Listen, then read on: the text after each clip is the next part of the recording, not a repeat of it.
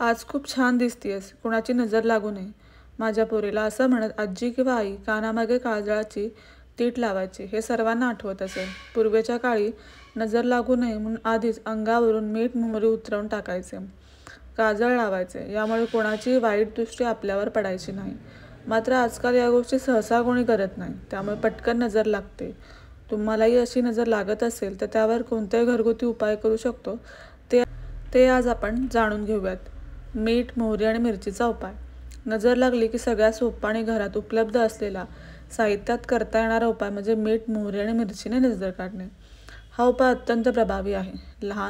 घरात लहान मुलांपासून ते मोठ्या माणसांपर्यंत कोणालाही नजर लागली की हातात थोडे मीठ, मोहरी, लसूण, कांद्याची साले आणि सुक्या लाल मिरच्या घेऊन मूठ घट्ट झाकायचे आणि डोक्यापासून ते पायापर्यंत 7 वेळा मूठ फिरवायचे आणि नंतर मुठीतील गोष्टी आगीत जाळून टाकाव्यात.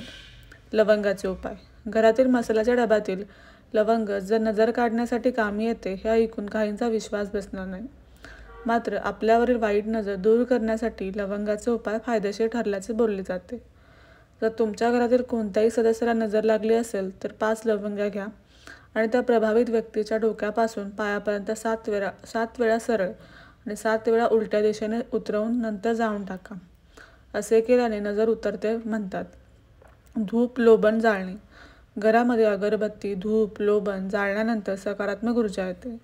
त्यामुळे घरातील व्यक्तीला नजर लागली असे वाटत असेल तर घरात धूप नियमितपणे जाळणे हा नजर उतरल्यावर एक प्रभावी उपाय आहे. घराच्या आग्नेय दिशेला पांढरे चंदन किंवा कापूर जाळल्याने दृष्टी नाहीशी होते. तसेच नैऋत्य दिशेला देवदार लाकूड किंवा लोबन जाळल्यास देखील नजर नाहीशी होते. मिठाचे उपाय. नजर लागली असे जाणवल्यास सर्वात प्रथम मिठाचा साधा, सोपा पण तितकाच प्रभावी उपाय केला जातो. हातात मीठ घेऊन नजर लागलेल्या व्यक्तीच्या डोक्यावरून ते पायापर्यंत 7 वेळा उतरवून ते मीठ पाण्यात सोडून द्यावे. यामुळे नजर लगेच उतरते. तसेच आंघोळीच्या पाण्यात मीठ टाकून त्याने आंघोळ केल्यास नकारात्मक ऊर्जा शरीरातून बाहेर पडते व दृष्टी नाहीशी होते असे म्हणतात. नजर काढण्याचा मंत्र.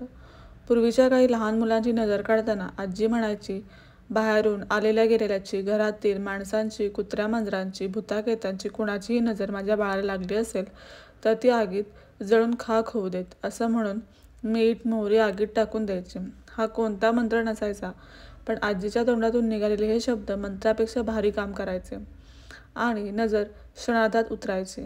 मात्र सध्याच्या युगात मंत्रावर लोकांचा अधिक विश्वास असल्याने नजर काढण्यासाठी अंजनीगर्भ संभूतकुमारं ब्रह्मचारिणं दृष्टिदोषे विनाशाय हनुमंत स्मरामः हा मंत्र म्हणतात.